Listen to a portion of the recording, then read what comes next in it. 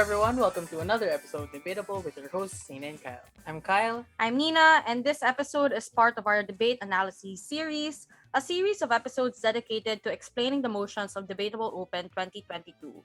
The goal of this series is to give debaters a better understanding of the different topics they've encountered if they competed in the tournament, and give those that weren't able to join us a chance to learn from the motions as well.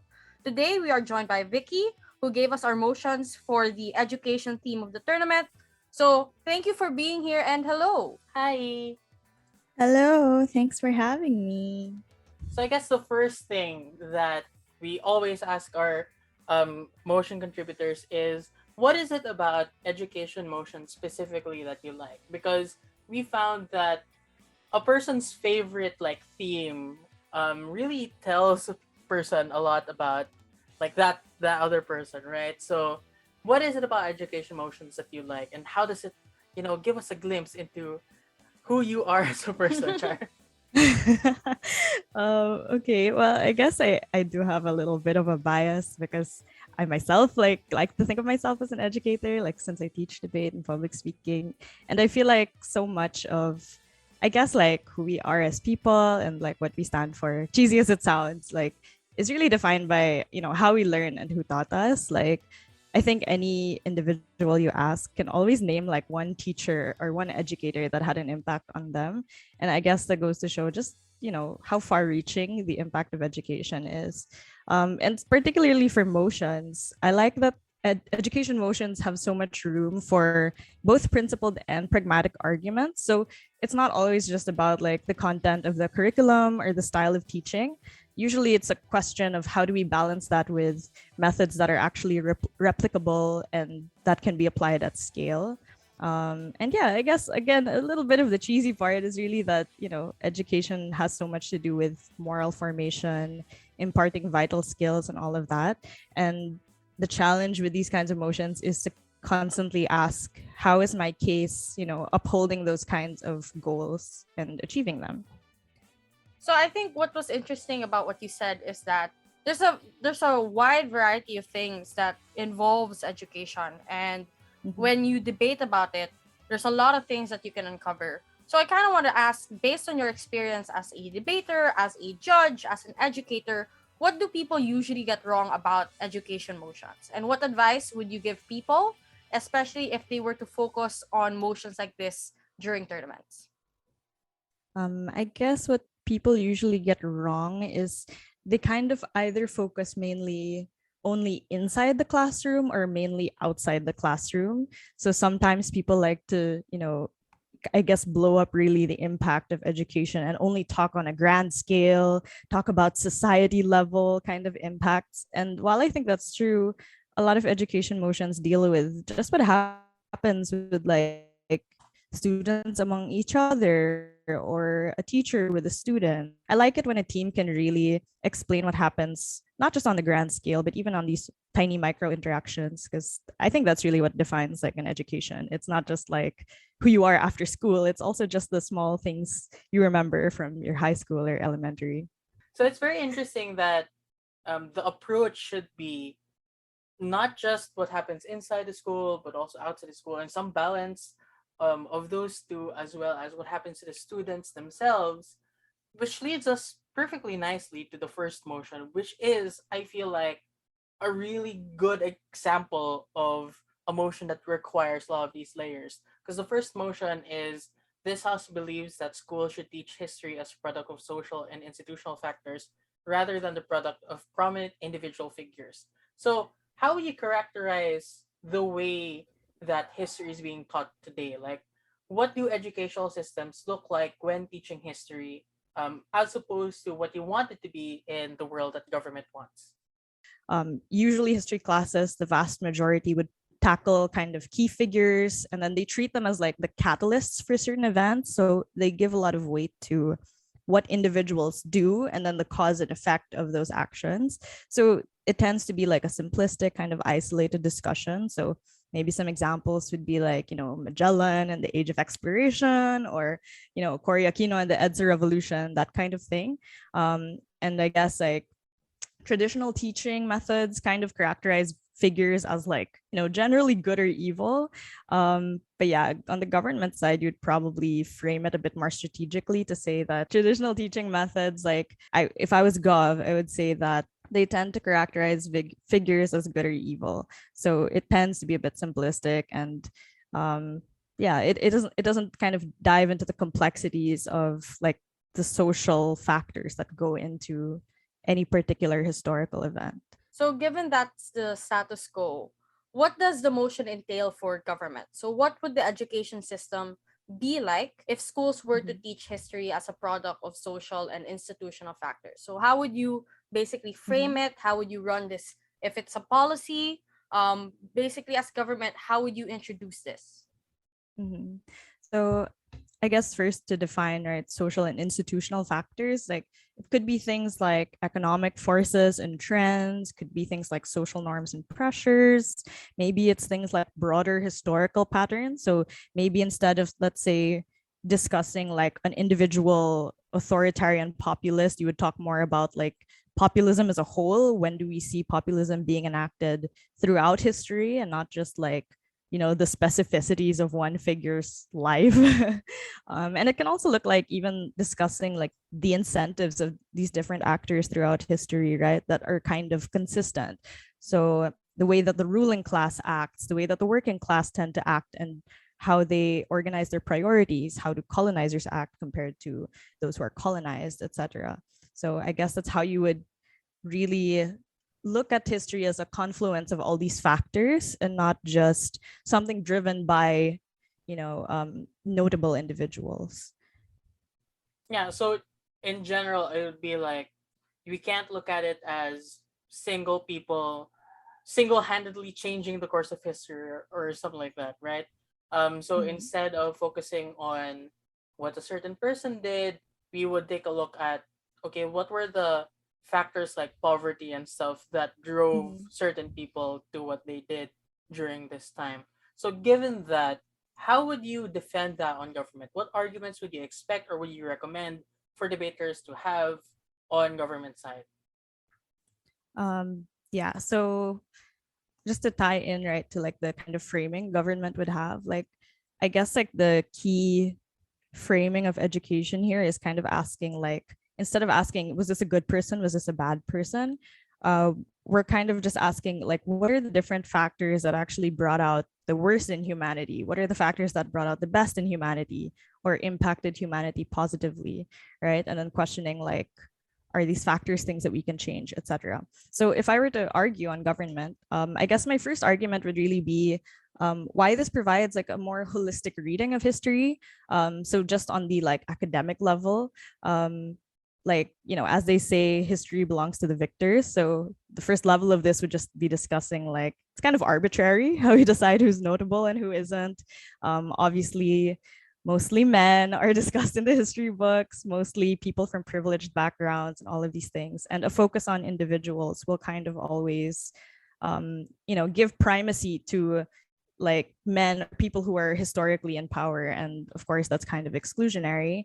So that's just like one layer. Another thing is, I guess I would talk about how um, creating history is really a collective endeavor. Nobody really acts alone. There are so many different things to consider in terms of cause and effect. So teaching this using this method gives us like real perspective as to how and why certain events happen. So for example, status quo would focus on, oh, this was Cory Aquino's role in inspiring the EDSA revolution and memorizing facts about her and maybe some quotes she said. But maybe this holistic approach would ask, what were the different, socioeconomic forces that came together to push Filipinos to rally in the streets? What was the tipping point? How did all of these people overcome their differences to fight for a similar cause, right? So it kind of points out like it's so much more complex and multi-layered than a discussion just about Cory Aquino would probably give you. Um, yeah, I guess another example here would be like a student learning the traditional way could tell you what specific figure endorsed an oppressive policy, but might have a harder time explaining why that policy garnered popular appeal in the first place. So, kind of the bottom line here is that we want to teach people critical thinking. We don't just want to teach them to memorize facts and figures. But we want them to identify patterns. We want them to see that, hey, this happened in the past, this could happen again. And this is the recipe for an event like that to happen, right? Like if we look at the rise of populists, for example, like Donald Trump, if you had learned about populism as a concept and how it's used to influence the masses, you see Donald Trump talking on TV, you'd be like, this is why people like him. It's because he employs these tactics. But if you learn just highly specific biographical info about other historical egomaniacs, you might not have that same, you might not make that same connection. So that's something that I'd say, like on the gov side, traditional methods of teaching kind of miss out on. And I guess that leads to another argument as well about, what is the long-term benefit on critical thinking, just how, it helps us develop familiarity with like the ebb and flow of different power structures. Again, a lot of the patterns we see in history are just repeating, right? It's just a cycle. So the interests of the 1% and the ruling class back then are very similar still. The interests of oppressed groups and the working class are very similar still. And it's worth examining it using that lens so that we can, again, identify these social conditions that breed certain historical events. And yeah, and I guess like if you're to ask like why is that important, it's just the whole like, it makes us better advocates, makes us better lifelong learners, and overall like better global citizens. Cheesy stuff. I don't Yeah, think I they're. think that's generally the go. Oh, I sorry. don't. Sorry. I don't think the arguments are cheesy at all because I think it does deal with a lot of the problems we are facing currently with how history is taught, how history repeats itself. So my question Mhm. now is, given that strong framing and like basically this the strong argumentation coming from government, if you were in opposition, how would you enter this debate? Like my first question, I guess, would be Mhm. would you defend the current model of teaching individual figures? Would you alter this? Like, what's the Mhm. strategy here if you were on op? Okay, so on op, I guess like the first thing you'd have to do is kind of reframe because like I said, I guess in reality it is kind of really a mix. Like in the real world, it is a bit of a mix, but on op, I would frame it as like there are a lot of places and contexts where we've actually adjusted this way of teaching. Like it's evolved, right? We're not teaching history the same way we taught it 50 years ago, obviously. And the government case kind of relies on that a little bit, right? That it's a bit outdated, or that it focuses just on men, or only on, let's say, privileged parties, for example. But on op, I would kind of reframe and say that, look, we've actually become a lot more dynamic in the way we discuss history. Um, for example, the inclusion of Black history is something that is very important. There is greater focus on female figures, giving more credit to female contributions, and there's a more dynamic discussion, I would say, of different power struggles. So, for example, if we teach about like Magellan, we also teach about Lapu-Lapu, or we also teach about indigenous struggles, for example, if we're going to be talking about colonizers. So, first, I would just do that reframe just to set the stage that this isn't like that archaic. Like, this is just a more practical way to teach. And I guess up to the first argument, it's just that this is a practical method of teaching. Because in as much as we want to discuss, all the complexities in all the issues of the world, realistically, teaching methods still have to be replicable. They have to work on a broad variety of students, especially younger students, right? So, it's helpful when you give children and young people a roadmap, you give them people to aspire to, or in the same vein, you provide them with cautionary tales. It makes it easier to visualize history. It's also generally easier to teach. I'm sure a lot of teachers would have an easier time handling that kind of curriculum compared to like a very complex discussion and interpretation on their part. So I think the systemic analysis might be too esoteric, especially for younger students, and op really needs to lean on that. And they need to kind of emphasize that you need to consider quality still when you're teaching a certain curriculum. We might have the best ideals or values in the world, but if in practice it doesn't quite work, of course it's not going to get the outcome that you want. And again, that leads me to the next argument, which would be about learning outcomes and the long-term impact. So this is where you could be dynamic and gov.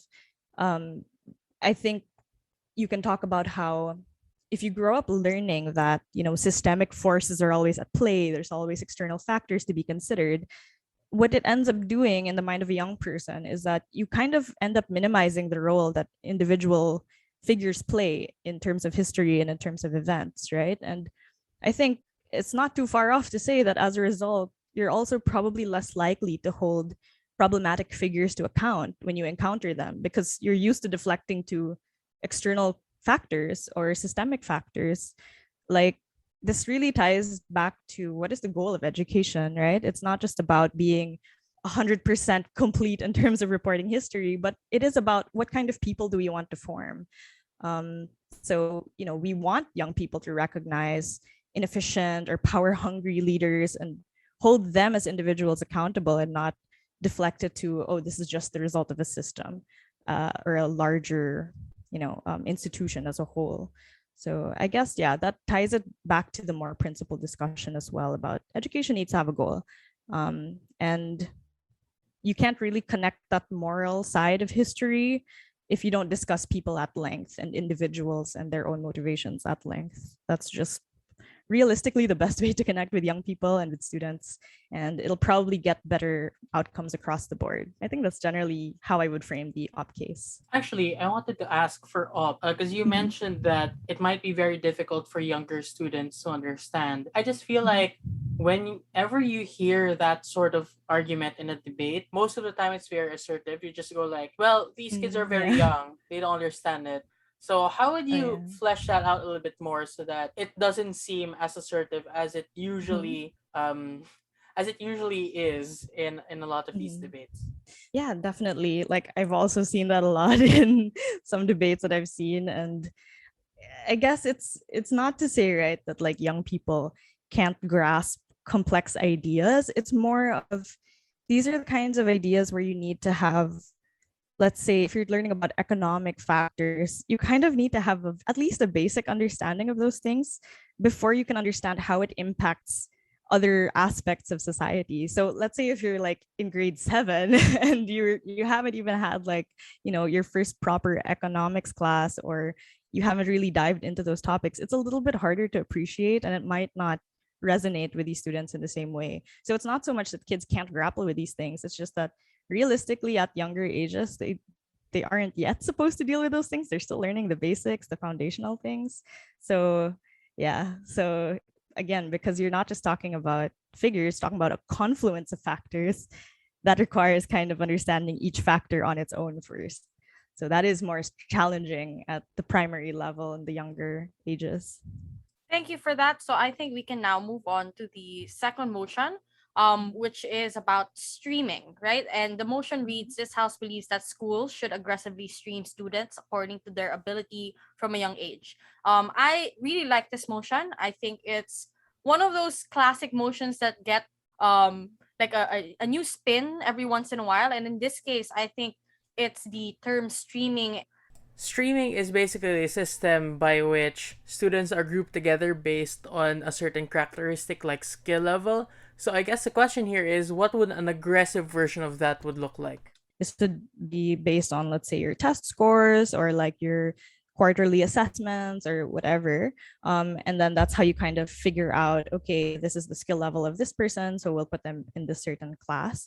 So I guess aggressive version here in this motion is kind of also tied to the second part of the motion, which is like doing it from a young age or starting from a young age. So in status quo, kasi the way it's usually done is it's usually implemented in secondary levels, and it's not often done in primary levels. So maybe for this debate, the discussion would be like, should we start doing this on the primary level, or even as early as like grade school, since that is where you are assessing students' aptitudes more regularly. So that's probably what aggressive would look like in this case. And yeah, those two parts of the motion kind of tie together that way. I feel like I have some sort of bias in this motion because when I was in elementary school, they did do some screaming. They did do some streaming. Like the quote unquote smart people were put into the HPL class, which they call it the high potential learners. Um, Oh gosh. okay, I was a part of that, and then even within that star section, they would separate like the cream of the crop dough, and they have like special sections. So like it's segregation within segregation. So Yeah. I do feel like I'm a little bit biased for this, in the sense that it wasn't a good experience for me. But for government side, how would you reasonably frame this debate, so that both teams can engage in it, and how would that be strategic to launch further arguments later on? Mhm. So I guess like the way I would frame it, like I guess like what I mentioned earlier is that yeah, aggressive streaming probably like the realistic frame would just be like, oh, let's extend it to primary school. And then I think like because it just makes sense because that is the only time that we really start to assess kids and their aptitudes. Like we don't do it in like kindergarten, right? So I think that's a reasonable frame. I think it would be kind of strange if Gov were to say, okay, we're going to start it in preschool. Like that might be very, very limiting to the debate, might be a little too, strange. So I would say probably primary school is really the most reasonable framing for this. And yeah, I guess the Gov team does have to kind of frame it as, this is based obviously on assessments that have already been done. Like obviously this isn't pulled out of thin air. Like you have basis to some degree for these streams. And then if you want to frame the part about it being aggressive, it could be that, maybe every year they reassess what is the most fit level for certain students. So if they are starting to underachieve or not meeting certain expectations, maybe they'll be shifted to another class, etc. So maybe they can even make that even more aggressive. It could be quarterly if they want, but I guess the point is really just that you will really follow the streaming to a T. Yeah. So given that that's how it would take place, like a reasonable age with a system that might be aggressive by like a yearly assessment or a quarterly assessment, what would you now run as a government team in terms of the benefits of this system as well as the harms of any other system? Mhm. So I guess on Gov, like even before we start arguing, it would probably be good on Gov to emphasize why, particularly the terms aggressively and from a young age are both actually beneficial to your side. So this is already sort of a preemption to op, I guess. So if I were Gov, I'd say, if you start from a young age, children are kind of more likely to be, accustomed to it and not really take it personally. It'll just be more of like, oh, it's just always been this way. If I was Gov, I would like kind of preempt already ops harms. And I would say that, look, a lot of these harms happen. So let's say like lower self-esteem or, feeling dejected because you're not in a higher like grade level. I would say that those usually happen when students are used to being in a diverse class and then suddenly in secondary school or in high school, they're suddenly categorized by abilities, right? That's usually where the disconnect happens, I would say, on Gov. So this is where Gov can say that that's why it's good that we start from a young age, because you get them accustomed to the system and they don't really have like a point of reference for like another way of doing things. It's just like this is how it's always been done. And so they don't also have reason, I guess, to like, bully each other or look down on certain classes because it's kind of just always been that way. Um, yeah. And I guess that's why Gov side can claim that, by the time you reach high school, you can continue that kind of system more successfully. Now, in terms of arguments for government side, I would say that you need to prove not only why it's generally beneficial but why it's important from a young age, which we kind of did already. But I'd probably also run an argument discussing why it's beneficial on a practical level, so within the classroom dynamics. So I would say the way that teachers decide how to allocate time and attention to each student, it'll be a little easier if they know that they're all at the same level. So they're all probably having like maybe similar learning difficulties, or maybe the teacher can help them as a class instead of having to go to particular students that are struggling. So it helps make that system more efficient. Another thing is that this would just generally probably have a better impact on classes overall, because then curricula and lesson plans can be tailored to certain difficulty levels. And yeah, and that kind of helps pinpoint what students are having difficulty with and getting ahead of it, rather than having mixed classes where some students will just fall behind and suddenly, you know, won't be able to catch up or won't be able to be catered to by the teacher, because they're like an outlier. So I would say generally that is the gov case. Yeah. On the other hand, how would you argue for the opposition bench now? Because it Mhm. seems like you can make the same argument that, they don't really have any other like reference. They can't really compare it to anything else either on opposition. So you might also be able to mitigate a lot of the harms like bullying and stuff on opposition as well. So what unique arguments could you run for opposition here? I guess for opposition, like I would say that, streaming really tends to I set up students to fail, right? On opposition, my framing would really be that streaming creates certain expectations, whether it's from, classes that are considered, the lower classes and the classes that are considered the overachieving, you know, gifted, talented classes, right? Either one, I think, would be harmful for students. So if I'm a strategic opposition, right, I would say it doesn't matter when you start the system, really. Like it creates a point of comparison regardless, and it's kind of just human nature to compare ourselves to other people, even if you're young kids. All the more, actually, if you are young children, right? So that would just be my general framing. But again, streaming, I would say, tends to set up both ends of the spectrum to fail. So maybe for high achievers, the fact that, if from a young age, imagine you're being categorized as gifted, as talented, as the like honors class of the school, the pride and joy of the school. And then, having to maintain that throughout like your educational career is kind of terrifying and probably would cause like a lot of anxiety and stress for these kids, especially if you start from a very young age, right? If you're already at the top, what if you get sent to a lower class level? Or what if you don't do as well on your assessments as you used to?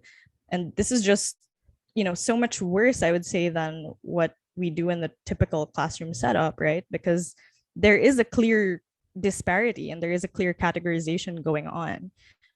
While there is still, of course, comparison in regular schools and the regular system, it's not one that's like entrenched by the school itself, right? Like it's probably just students comparing their scores to each other, or some will get praise, some will need a little extra help. It's not entrenched in the system. But streaming is literally like the whole school system is based around, okay, these are the talented kids and here's everyone else. Right? So again, if you're a lower level student, starting from a young age, it's could already define your expectations of yourself, that you think, oh, okay, this is the ceiling for my achievement. Like I probably can't get past this. Or if you look at the honors class, you might tell yourself, I can't do what they do. Like they're far out of my league and I can't get there.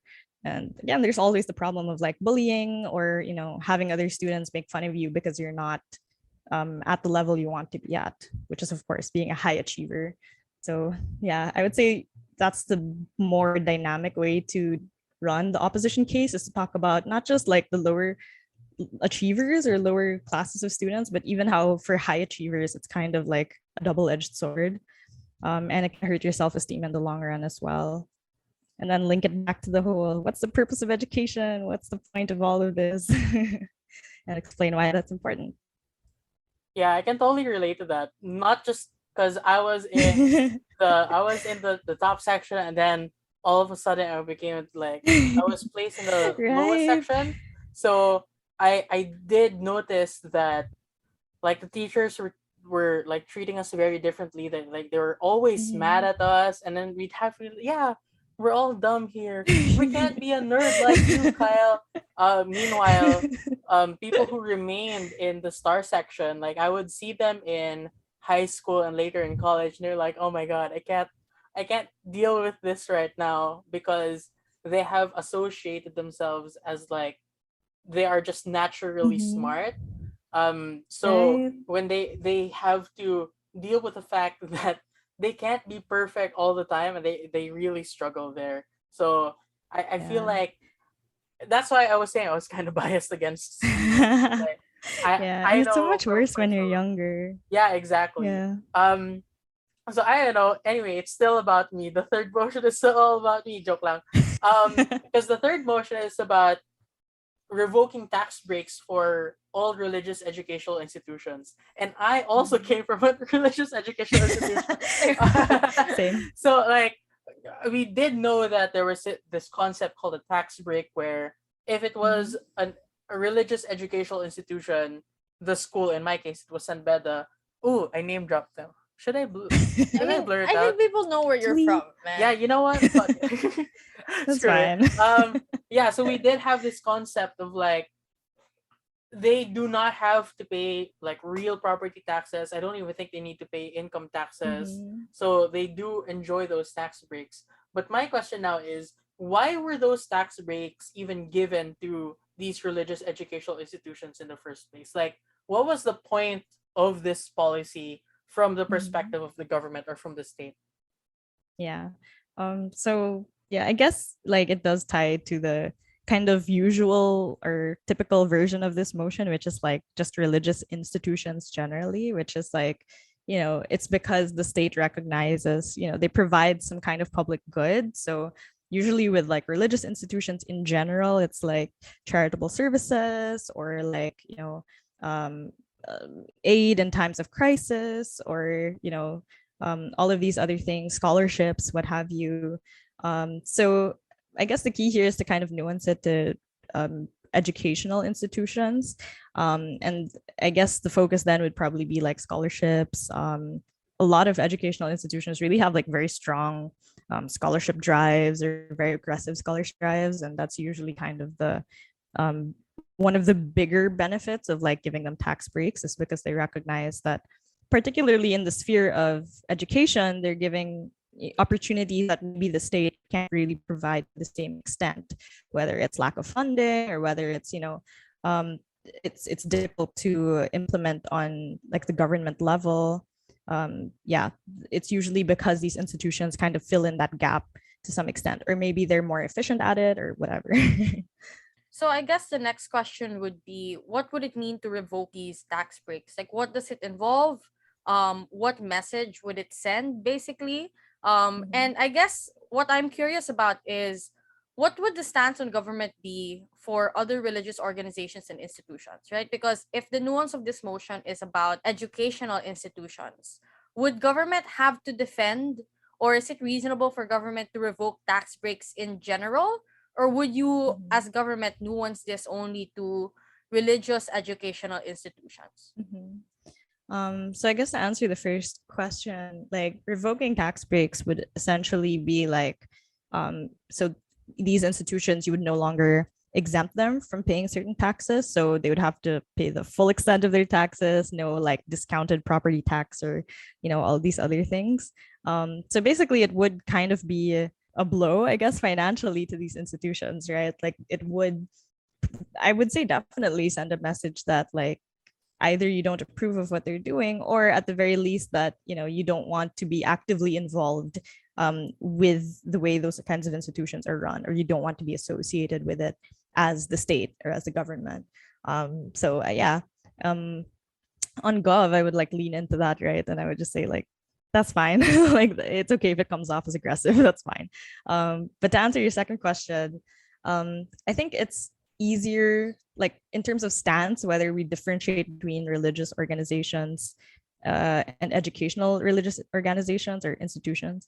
I think it's just easier principally to go hard line. Like personally I wouldn't make I wouldn't make a distinction anymore between the two, because I think it's better for God to just argue in favor of like generally states should be more secular. Like this is why, for example, we don't actively, I guess, like fund like religious initiatives or these kinds of things. Like as much as possible, the state does try to distance itself. It's just that in this arena of like education and charity, sometimes that line is overstepped. But I would say generally the state should be more secular. And you have to explain on Gov why that's better for the greater public. And it helps you make better use of taxpayers' money. I think if you were to distinguish the two, it I don't think it's very strategic on Gov. Like, I mean, you could, but it's kind of like, why? Like, yeah, I think it's just more principally consistent to be against, you know, giving tax breaks to either of those, since the principle would apply to either one anyway. Yeah, so given that sort of hardline stance, what would you then argue on government? Like, actually, Mhm. the first one is, why does the state have it within its interest to be as secular as possible? Because like it kind of seems like it sounds Mhm. very good, right? But there might be some times when debates have to go like, wait, why do we have to be secular in the first Mhm. place? Especially if Yep. like some different countries they have different versions of secularism. Like as far as I know, like secularism in the United States is like, let's protect the government or the state from religion. Meanwhile, here Mhm. in the Philippines, the way that we view secularism is like, Mhm. let's protect religion from the state. Yeah. Well, I guess on government, right? Like, and to tie back to that, the reason I guess why we should lean more towards secularism is particularly because we're talking about allocating taxpayers' money. So when we're talking about any kind of public funding, it as much as possible needs to serve the public good. So it cannot kind of privilege one group over another. And I guess that's true of like pretty much any kind of program that the government funds, is that it shouldn't discriminate based on race or religion or nationalism, like whatever. Like it shouldn't discriminate or make those distinctions. It should be for the public good, because the public is who funds these projects and these kinds of initiatives. So at the end of the day, it has to be as accessible, as inclusive as possible. And that's kind of like pretty much the first argument, right, on Gov, is how even the most like benign accepting religions are still inherently exclusionary. Like there's just no way around it. You're either a believer or a non-believer.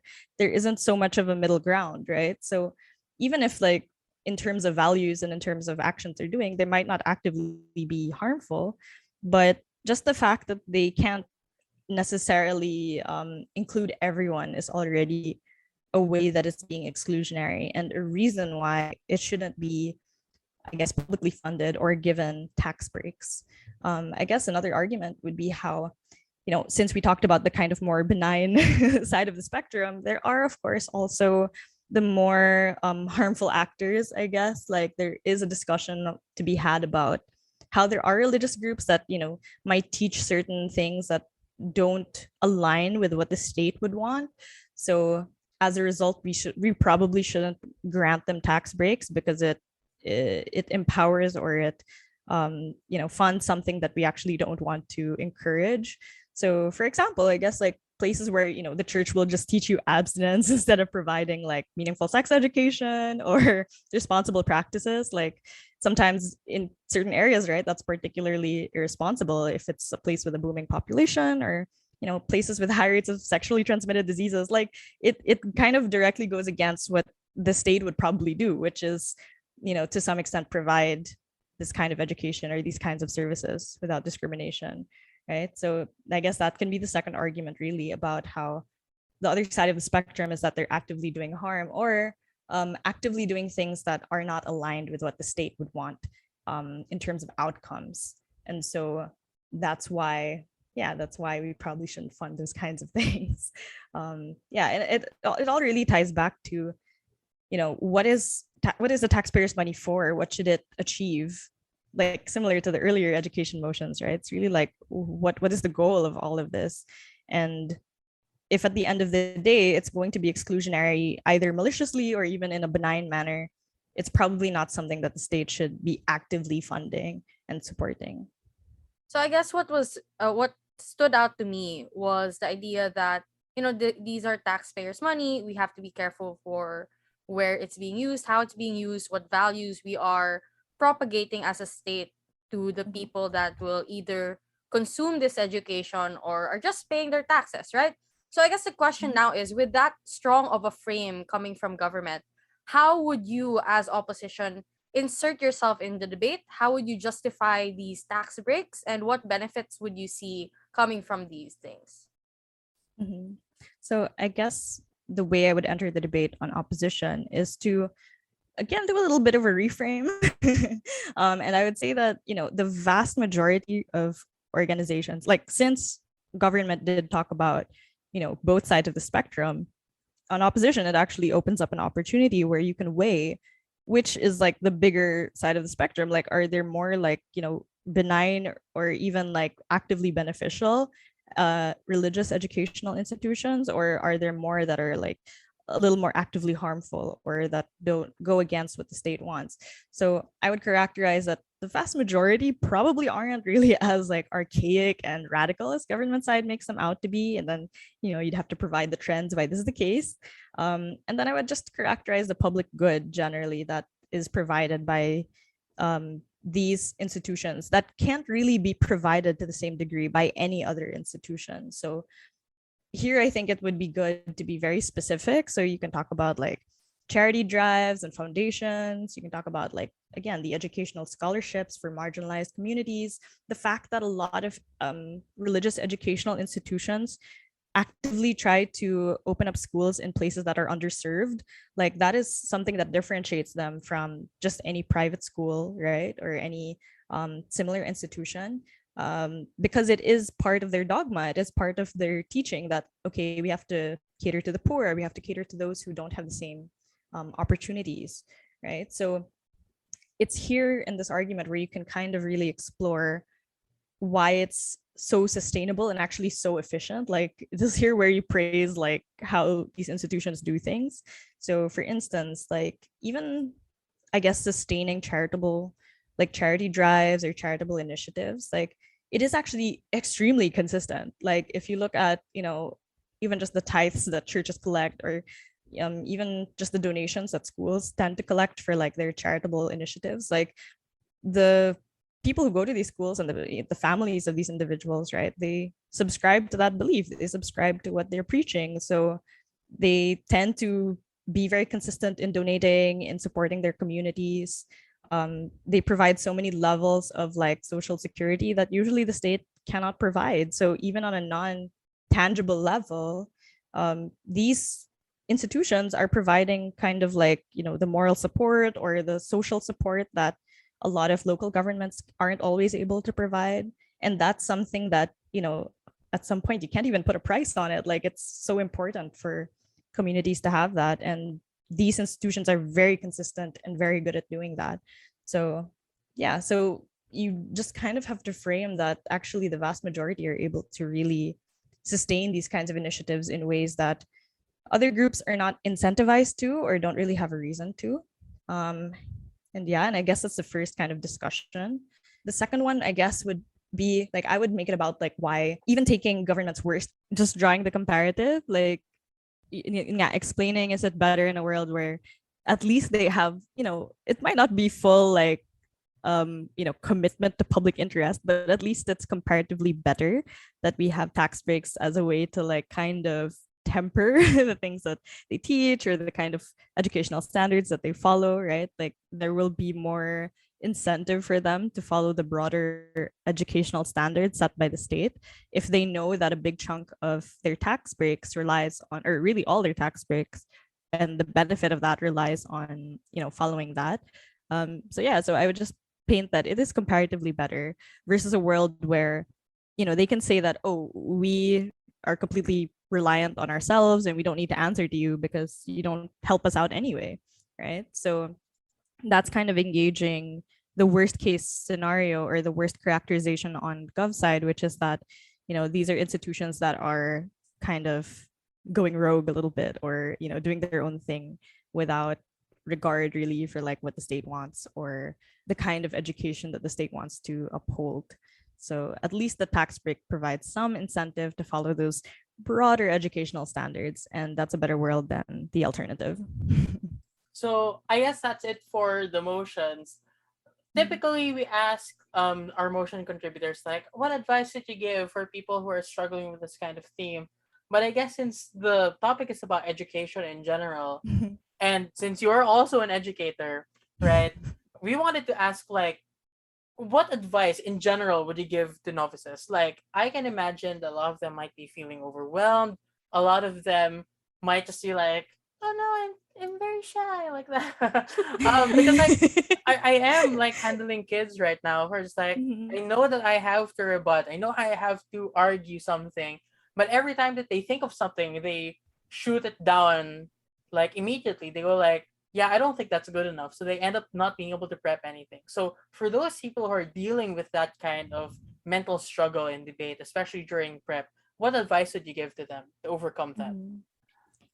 I guess like the advice I would give is one that like one of my coaches told me a long time ago, which was like you can't you can't cover all your bases at the same time, meaning you have to allow yourself to develop skills one by one. Like that's really the way that, you learn anything, right? Is like you take it a step at a time.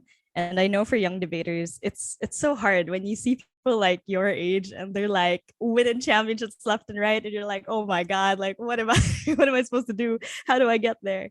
It's the reason why the people who are like champion debaters or like these accomplished individuals, the reason why they got there is because they work on one thing at a time, like try to work on things strategically. So whether it's first you want to work on being more analytically rigorous with your arguments, maybe during training you set aside time specifically for that and with that goal in mind.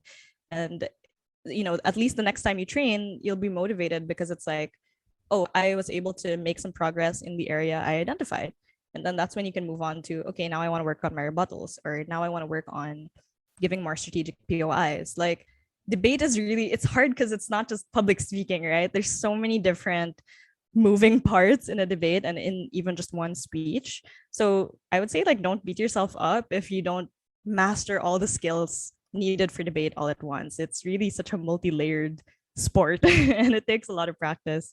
So if you can at least have a clear goal in mind for particular skills and you build it gradually, there I promise there will come a day where like it'll all click and you'll be like, yeah, I did that. So that's my advice for young debaters. No, I think that's really great advice because people have a tendency of thinking debate is just this one monolith of a sport. And really, it's just Mhm. made out of these different foundations that you have to master. Then Mhm. eventually, you master enough of them that the sum of all the parts does Mhm. really well and you get a high score, Mhm. right? So, Yeah. thank you so much for that. And thank you so much for allowing us to interview you, to get motions from you. Um, for the context of everyone here, like this is our second part two of recording because we got disconnected. So thank you as well for your patience as we tried to fix our internet. We Um overcame it together. We're bonded true. forever now. It was a collective struggle. Yeah, Yes. bonded over that. So thank you so much, Vicky. We hope you have a great day, and to all Yay. our listeners, thank you for spending your day with us, or evening with us, or Yay. mid round with us. I mean, They're listening to this mid round. Like, yeah. how did you get this? What are you doing? Anyway, Yeah. thank you Thanks so and much, bye. guys. I had so much fun.